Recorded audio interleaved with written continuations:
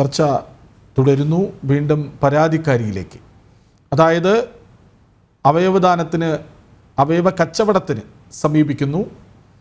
തൻ്റെ ദുരിതങ്ങൾ അറിയാം, ചെയ്യണമെന്ന് ആഗ്രഹമുണ്ട്.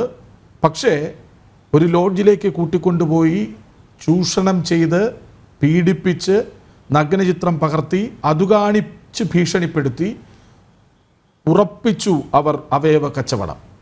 അതിനുശേഷം വീണ്ടും ഭീഷണിപ്പെടുത്തിയെന്ന് പറഞ്ഞു. അതിനെക്കുറിച്ച് വിശദമായി പറയും.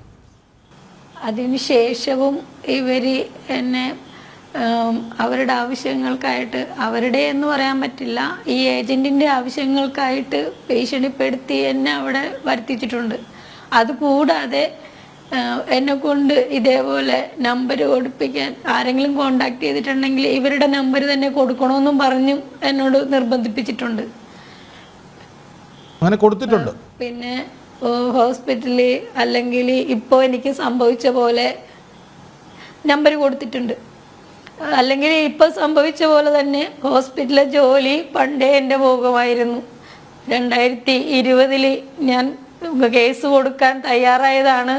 നേരത്തെ പറഞ്ഞ ശ്രീജിത്ത് സാറിനെ വിളിക്കാൻ എൻ്റെ കോണ്ടാക്ട് നമ്പർ കിട്ടിയതാണ്. ഞാൻ വിളിച്ചിട്ട് കിട്ടാത്ത കൊണ്ടിട്ടാണ് സാറിനെ വിളിച്ചിരുന്നു. ഞാൻ 2020 എനിക്ക് വിളിക്കാൻ പറ്റിയില്ല. പിന്നെ ഇവരെയും ഈ ഹോസ്പിറ്റലിലെ ജോലിയും എല്ലാം ഞാൻ പേടിച്ചിരുന്നു. എൻ്റെ ജോലി പോയാൽ എനിക്ക് ജീവിക്കാൻ വേറെ വരുമാനം ഇല്ല. അത് ആശുപത്രിയുമായി ബന്ധമേ ഇല്ല എന്ന്, ഒരു ഏജന്റിനും ആശുപത്രിയുമായി ബന്ധമേ ഇല്ലെന്നാണ് അല്പം മുമ്പ് അവിടുത്തെ COO ജയേഷ് പി നായർ പറഞ്ഞത്.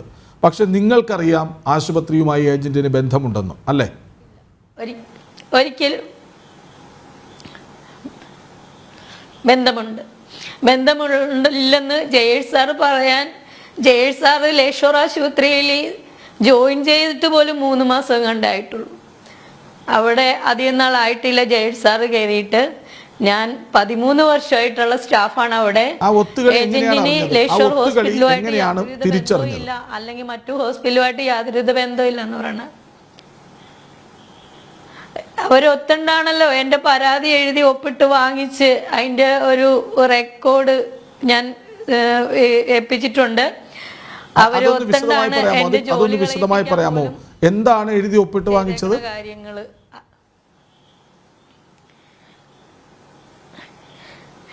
എഴുതി ഒപ്പിട്ട് വാങ്ങിച്ചത് ഷാജിയുടെ വർക്കറായ ഷൈനാണ് ആദ്യമേ എനിക്കെതിരെ പരാതി എഴുതി ഡോണറിൻ്റെ അമ്മേനെ കൊണ്ടൊക്കെ സൈൻ ചെയ്യിപ്പിച്ച് മാനേജ്മെൻറ്റിന് കൊടുത്തത്.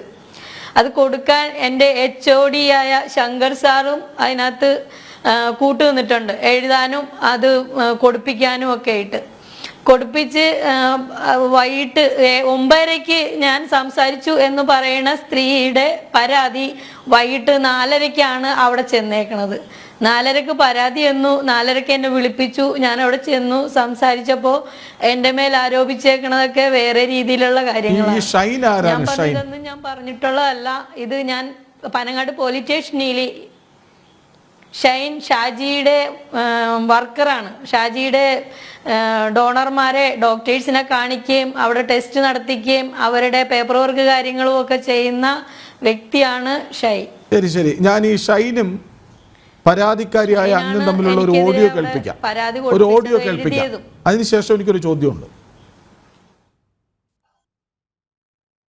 ഞാൻ അയാളെ വിളിച്ച് സംസാരിക്കുമ്പോഴൊക്കെ നിന്നെ ഇതാക്കി മാത്രമാണ് അയാൾ പറയണത്. ഞാൻ അതിനകത്ത് എന്റെ എവിഡൻസ് എവിടെയെങ്കിലും ഉണ്ടെങ്കിൽ പറ, ഞാൻ കൊണ്ട് പരാതി കൊടുത്തിട്ടുണ്ടെന്ന് പറ. ഞാനല്ല പരാതി കൊടുത്തേക്കണത്, കൊടുത്ത ആൾക്കാരുടെ എന്ന് പറഞ്ഞോ, എന്താന്ന് വെച്ചിട്ട് മേടിച്ചോന്ന്. ഞാൻ പിന്നെ എന്താ ചെയ്യേണ്ടത്? ഞാനൊരു കാര്യം ചോദിച്ചോട്ടെ, അയാള് നിങ്ങൾക്ക് ഇത്രയും നാളുമായിട്ട് മനസ്സിലായില്ലേ? അയാള് നമ്മളെയൊക്കെ കരുവാക്കിയാണ്. അതായത് ഞാൻ പരാതി കൊടുത്തെന്ന് പറഞ്ഞാൽ, പരാതി കൊടുത്തത് പറഞ്ഞാൽ ഞാൻ പറഞ്ഞല്ലോ ഹോസ്പിറ്റലിൽ ഞാൻ എന്റെ കയ്യിൽ ഒരു ഒപ്പും കൊടുത്തു.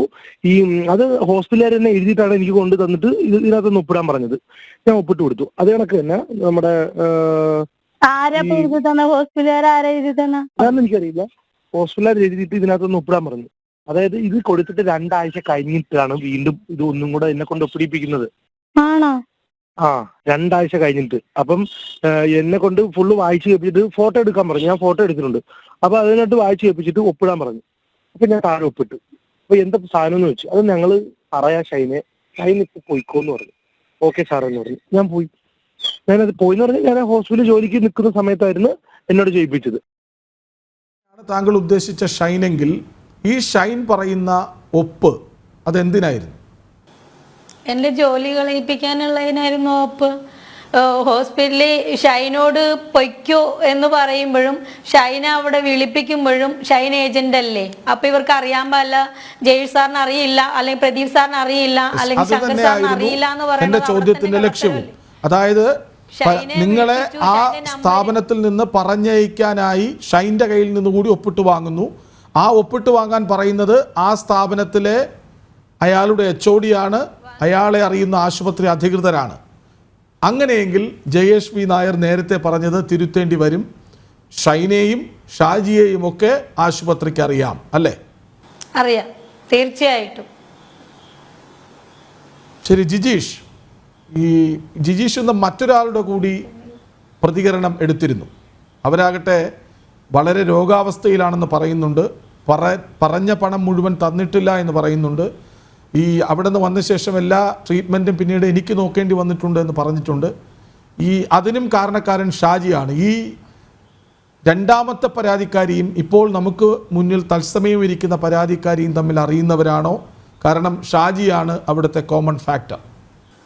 കൃഷ്ണരാജ്, ഇരുവരും ബന്ധുക്കളാണ്, അടുത്ത ബന്ധുക്കളാണ്. ഒപ്പം തന്നെ കൃത്യമായി തന്നെ ഇതിന്റെ ഇടപാടുകളെ കുറിച്ച് ഇവർക്ക് അറിയുകയും ചെയ്യാം. നമ്മളോട് പറഞ്ഞ മറ്റൊരു പരാതിക്കാരി എന്ന് പറയുന്നത് കരൾ നൽകിയ ആളാണ്, കരൾ കൈമാറ്റം നടത്തിയ, കരൾ വിൽപ്പന നടത്തിയ ആളാണ്. അവരെയും എല്ലാം തന്നെ ഇപ്പോൾ നമ്മളോട് സംസാരിക്കുന്ന അതേ പരാതിക്കാരിയുമായി ബന്ധപ്പെട്ട് അവർ ഉന്നയിക്കുന്ന അതേ ഷാജിക്കെതിരെ തന്നെയാണ് ഈ ഒരു പരാതിക്കാരിയും ആരോപണം ഉന്നയിക്കുന്നത് എന്നാണ് എനിക്ക് മനസ്സിലാക്കാൻ കഴിഞ്ഞത്. കാരണം അവർ ഉടനീളം അതിൽ പറയുന്നത് ഷാജി എന്ന ഏജന്റാണ് തന്നെ ഇതുമായി ബന്ധിപ്പിച്ചത്. ആ ഷാജി പറഞ്ഞിട്ടാണ് താൻ ഇത്തരത്തിൽ അവയവദാനത്തിന് തയ്യാറെടുക്കുന്നത്. അയാൾ തന്നോട് 12 ലക്ഷം രൂപ നൽകാമെന്ന് പറഞ്ഞു.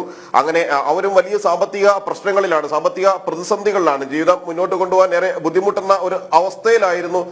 ഈ 3 വർഷം മുമ്പ് നമ്മളോട് നടത്തിയ ഇന്റർവ്യൂവിൽ തന്നെ കൃത്യമായി അവർ പറയുന്നുണ്ട്, 3 വർഷം മുമ്പാണ് താൻ കരൾ ദാനം നൽകുന്നത് ഒരു കുട്ടിക്കാണ്, 8 വയസ്സുള്ള കുട്ടിക്കാണ് എന്നാണ് പറഞ്ഞത്. കൂടുതൽ വിവരങ്ങൾ ആർക്ക് നൽകി എന്ന് സംബന്ധിച്ചുള്ള കാര്യങ്ങൾ അടക്കം അവരെ സംബന്ധിച്ചിടത്തോളം അറിയില്ല. എന്നാൽ ഈ ഒരു ഷാജി തന്നെയാണ് ഇവിടെയും ഏജന്റായി പ്രവർത്തിച്ചിരുന്നത്. ഒരുപാട് പേരുടെ കാര്യത്തിൽ, ഒരുപാട് അവയവദാതാക്കളുടെ കാര്യത്തിൽ അല്ലെങ്കിൽ വിൽപ്പന നടത്തിയവരുടെ കാര്യത്തിൽ എല്ലാം തന്നെ ഒരു ഏജന്റ് തന്നെയാണ് പ്രധാനമായും പ്രവർത്തിച്ചിട്ടുള്ളത്. അവരെ സംബന്ധിച്ചിടത്തോളം അവർ പറഞ്ഞ മറ്റൊരു പ്രധാനപ്പെട്ട കാര്യം എന്ന് പറയുന്നത് ഈ ഷാജി ആദ്യം പറഞ്ഞ കാര്യങ്ങളൊന്നുമല്ല, പിന്നീട് അല്ലെങ്കിൽ ആ വാക്ക് നൽകിയ തന്നോട് പറഞ്ഞ പല ഉറപ്പുകളിൽ നിന്ന് പിന്നോട്ട് പോയി 12 ലക്ഷം രൂപ നൽകാമെന്ന് പറഞ്ഞിട്ട് അതുപോലും മുഴുവനായും നൽകാൻ ഷാജി തയ്യാറായില്ല.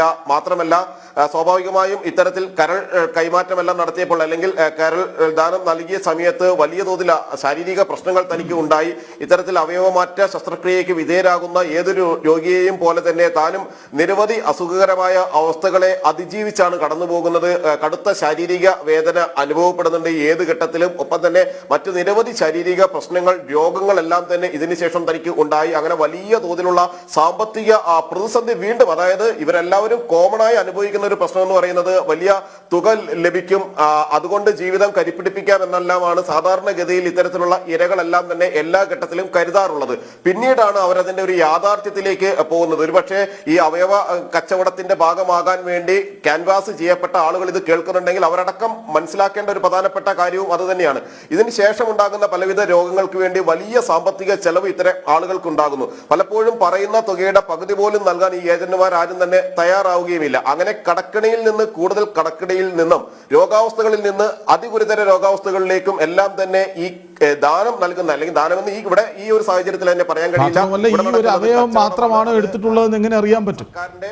ചട്ടപ്രകാരമുള്ള നടപടിക്രമങ്ങളിലൂടെയാണ് മുന്നോട്ട് പോകുന്നതെങ്കിൽ അതിന് നമുക്ക് അവയവദാനം എന്ന് കൃത്യമായി തന്നെ ചൂണ്ടിക്കാണിക്കാൻ കഴിയും. അങ്ങനെയുള്ള ഒരു നടപടിക്രമങ്ങളിലൂടെ പോകുമ്പോൾ അത്തരം പ്രയാസങ്ങളാണ് ഇത്തരത്തിൽ ഇരകൾ അനുഭവിക്കുന്നത്. ഇത് 1 2 ഇരകളല്ല, അവരെല്ലാം പറഞ്ഞത് അനുസരിച്ച് ഈ പരാതിക്കാരി ഹരിദാസ്, നമ്മൾ നേരത്തെ 3 വർഷം മുമ്പ് നടന്ന ഒരു അന്വേഷണ റിപ്പോർട്ടിന്റെ കാര്യം പറഞ്ഞിരുന്നുവല്ലോ, IG ശ്രീജിത്ത് DGPക്കും ആരോഗ്യമന്ത്രിക്കും ഒക്കെ സമർപ്പിച്ചത്.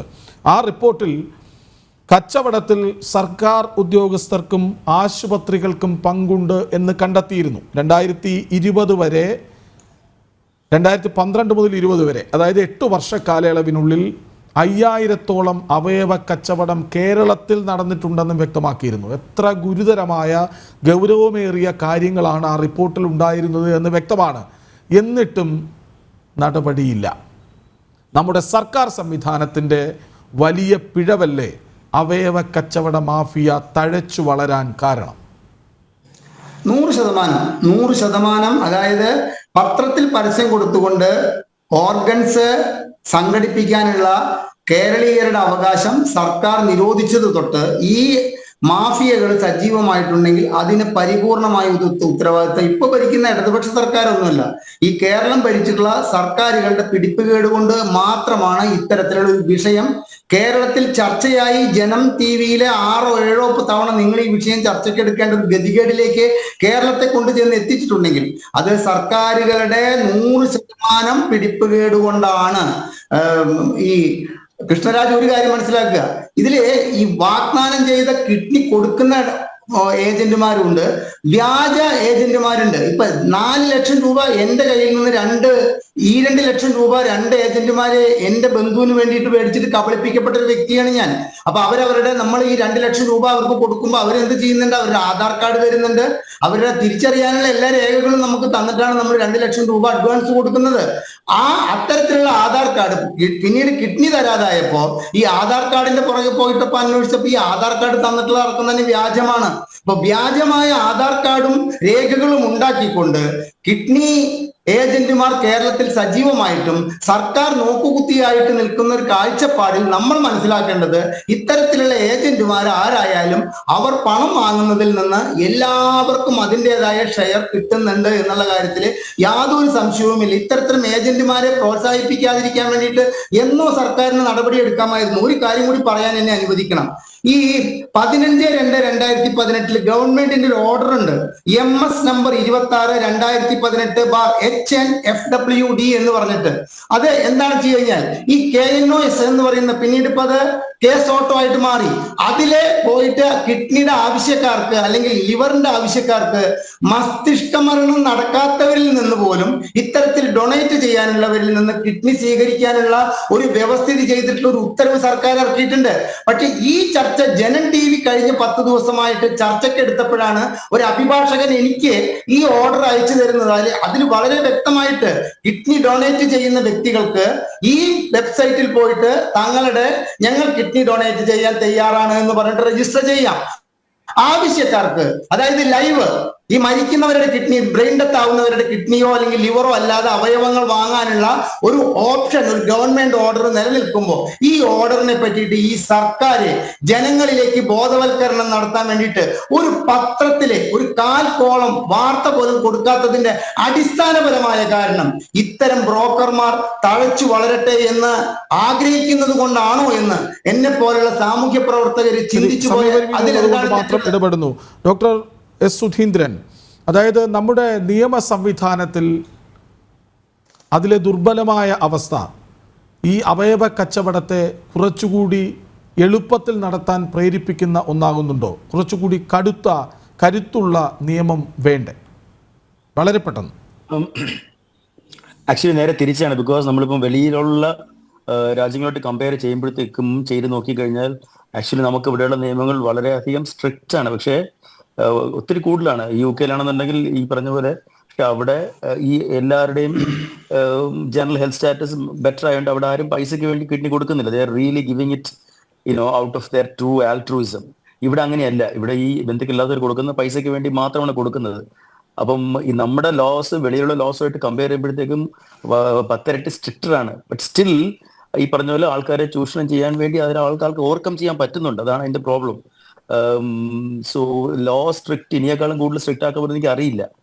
ബിക്കോസ് എങ്ങനെയോ ഒക്കെ അവർ ഈ സർട്ടിഫിക്കറ്റ്സ് എല്ലാം വ്യാജമായിട്ട് ഉണ്ടാക്കിയിട്ട് കൊണ്ടുവരികയാണ് ചെയ്യുന്നത്. പക്ഷെ അതൊന്നും തിരിച്ചറിയാനുള്ള ബോധ്യം നമ്മുടെ ആശുപത്രി സംവിധാനത്തിനും ഇല്ലെന്നാണോ? അല്ല, ഇത് ഈ അതെങ്ങനെ മനസ്സിലാക്കും? അതായത് ഒരാൾ പറയുകയാണ് ഇത് പഞ്ചായത്ത് പ്രസിഡന്റ് സർട്ടിഫിക്കറ്റ് വാങ്ങിച്ചു കൊണ്ടുപോയി, ആ സർട്ടിഫിക്കറ്റ് കൃത്യമാണല്ലെന്ന് ആർക്ക് എങ്ങനെ അറിയാൻ പറ്റും? അത് ചെയ്യാനുള്ള എന്താണ് വകുപ്പ്? ശരി, സമയപരിമിതി ഉണ്ട്. ഏതായാലും ഇറാനിലാണ് ഏറ്റവും കൂടുതൽ അവയവ കച്ചവടം നടക്കുന്നത് എന്നാണ് മനസ്സിലാക്കുന്നത്. ഒരു വർഷം 10,000 അവയവ കച്ചവടമെങ്കിലും 10,000 കോടിയുടെ അവയവ കച്ചവടമെങ്കിലും നടക്കുന്നുണ്ട് എന്നാണ് മനസ്സിലാക്കാനാകുന്നത്. ഏതായാലും കേന്ദ്ര സർക്കാർ ഇക്കാര്യത്തിൽ കുറച്ച് കടുപ്പിക്കാനുള്ളൊരു ശ്രമം നടത്തുന്നുണ്ട്. അവയവദാനത്തിൻ്റെ പ്രതിമാസ വിവരങ്ങൾ സംസ്ഥാനങ്ങളും കേന്ദ്രഭരണ പ്രദേശങ്ങളും കേന്ദ്രത്തിന് കൃത്യമായി നൽകണം. ആരോഗ്യ സെക്രട്ടറിമാർക്ക്, സംസ്ഥാന ആരോഗ്യ സെക്രട്ടറിമാർക്ക് ഇക്കാര്യത്തിൽ കഴിഞ്ഞ മാസം കത്തയച്ചിട്ടുണ്ട്. അവയവമാറ്റ ശസ്ത്രക്രിയ നടത്തുന്ന ആശുപത്രികളിൽ കൃത്യമായ ഇടവേളകളിൽ ശക്തമായ പരിശോധന നടത്തണമെന്നും അതിൽ പറയുന്നുണ്ട്. ഏതായാലും പുതിയ സംവിധാനം ഇക്കാര്യത്തിൽ കൂടുതൽ ഇടപെടും എന്ന് കരുതാം. വളരെയധികം നന്ദി doctor S Sudheendran, MK Haridas, Jijeesh Karunakaran, പരാതിക്കാരി ഈ ചർച്ചയിൽ പങ്കെടുത്തതിന്. ജിജീഷ് തുടർന്നും കൂടുതൽ വാർത്തകളിലേക്ക്, അവയവ കച്ചവടത്തിൻ്റെ ആഴങ്ങളിലേക്ക് ഇറങ്ങിച്ചെല്ലണം, കൂടുതൽ വാർത്തകൾ പുറത്തു കൊണ്ടുവരണം. ഒരുപാട് ചോദ്യങ്ങൾക്ക് ഉത്തരം നമുക്കിനിയും അറിയാനുണ്ട്. അവയവ കച്ചവടം മാത്രമോ മനുഷ്യ കച്ചവടവും ഇക്കൂട്ടത്തിൽ നടക്കുന്നുണ്ടോ എന്ന്. എല്ലാ അതിഥികൾക്കും നന്ദി. ജനൻ ഡിബേറ്റ് പൂർണ്ണമാകുന്നു. നമസ്കാരം.